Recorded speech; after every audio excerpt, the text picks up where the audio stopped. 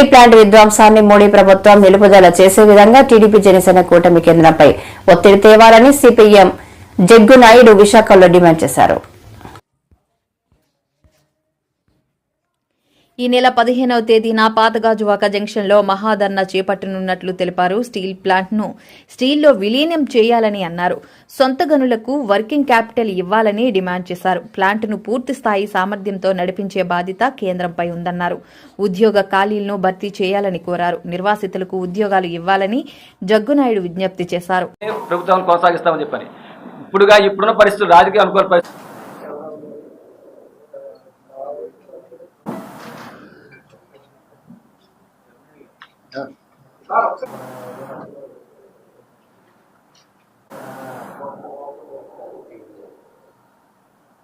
ఓకేనా?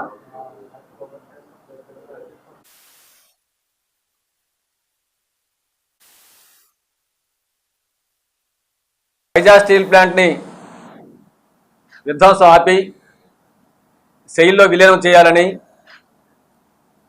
రాష్ట్రంలో ఉన్నటువంటి టీడీపీ జనసేన కూటమి కేంద్రంపై ఇందుకు ఒత్తిడి తీసుకురావాలని డిమాండ్ చేస్తూ ఈ నెల 15వ తేదీన పాతగాజువాకలో మహాధర్నా కార్యక్రమం చేపట్టాలని సిపిఎం పార్టీ విశాఖ జిల్లా కమిటీ నిర్ణయం తీసుకుంది. ఈ కార్యక్రమంలో స్టీల్ ప్లాంట్ ఆఫీసర్లు, పర్మనెంట్ కాంట్రాక్ట్ కార్మికులు, నిర్వాసితులు, ప్రజలు పెద్ద ఎత్తున పాల్గొని జయప్రదం చేయాల్సిందిగా మీ ద్వారా విజ్ఞప్తి చేస్తున్నాం. మాకు అధికారం ఇవ్వండి, స్టీల్ ప్లాంట్ అమ్మకం ఆగిపోయింది, దీన్ని అభివృద్ధి బాట పట్టిస్తామని చెప్పని ఇటీవల ఎన్నికల్లో కేంద్ర బీజేపీ, రాష్ట్ర టీడీపీ జనసేన కూటమి ఎన్నికల వాగ్దానం చేశాయి. స్టీల్ కార్మికులు విశాఖపట్నం ప్రజానీకం నమ్మారు. రాష్ట్రంలో ఎక్కడా లేనంత విధంగా విశాఖ ఎంపీ, గాజువాక ఎమ్మెల్యేతో పాటు మొత్తం అన్ని అసెంబ్లీ స్థానాల్లో కూడా భారీ మెజార్టీలు ప్రజానీకం ఇచ్చారు. అధికారం చేపట్టి 3 నెలలు అవుతుంది.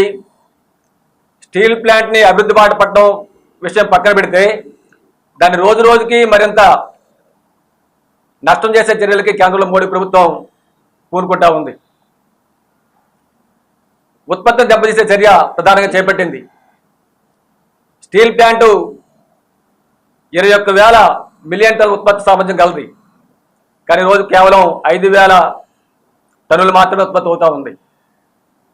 3 బ్లాస్ట్ ఫర్నేసుల్లో ఇప్పటికే వాడు మూత వేశారు. ఈ రోజు నుంచి వాడు షట్ డౌన్ చేస్తున్నారు. 2 అయిపోతుంది. దీనికి కావాల్సినటువంటి ఇనుప ఖనిజం, బొగ్గు సరఫరా కాకుండా కేంద్ర మోడీ ప్రభుత్వం ఆటంకాలు సృష్టిస్తూ ఉంది. అలాగే స్టీల్ ప్లాంట్ తాలూకా విద్యుత్ ఉత్పత్తి సామర్థ్యం 536.6 మెగావాట్లు. స్టీల్ ప్లాంట్ కావాల్సింది 315 మెగావాట్లు. మిగులు విద్యుత్ ఉత్పత్తి చేసింది, బయటికి విక్రయించేది. కానీ ఈరోజు కేంద్ర ప్రభుత్వం బొగ్గు, ఇతర రా మెటీరియల్ సరఫరా కాకుండా అడ్డుకొని కేవలం 120 మెగావాట్ విద్యుత్ మాత్రమే ఉత్పత్తి అవుతుంది స్టీల్ ప్లాంట్లో. దీనివల్ల ప్రతి నెల ఏపీ ఈపీడీసీ దగ్గర స్టీల్ ప్లాంటు 45 నుంచి 80 కోట్ల వరకు అదనంగా డబ్బులు చెల్లించి విద్యుత్ కొనుక్కోవాల్సిన పరిస్థితి రోజు వైజాగ్ స్టీల్ ప్లాంట్కి కేంద్ర ప్రభుత్వం కల్పించింది. స్టీల్ ప్లాంట్ ఏర్పాటు చేసిన వారికి ఆనాడు కేంద్ర ప్రభుత్వం పెట్టిన పెట్టుబడి కేవలం 4,890 కోట్ల రూపాయలు.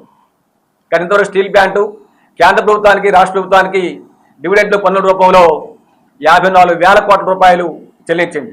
3 లక్షల కోట్ల రూపాయల ఆస్తి ఈరోజు స్టీల్ ప్లాంట్ కలిగి ఉంది.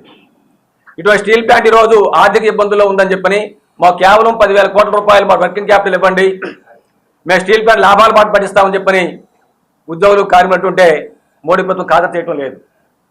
ఈరోజు అదానీ, అంబానీ వంటి కార్పొరేట్ శక్తులకి గత ఏడాది 14.5 లక్షల కోట్ల రూపాయలు రుణమాఫీ చేసింది. అట్లాంటిది 1,00,000 మంది ఉపాధి కల్పిస్తున్న వైజాగ్ స్టీల్ ప్లాంట్కి 10,000 కోట్ల రూపాయలు ఇవ్వడానికి చేతులు రావట్లేదు మోడీ ప్రభుత్వానికి. ఈ విధంగా ఆర్థికంగా దెబ్బతీస్తూ ఉంది.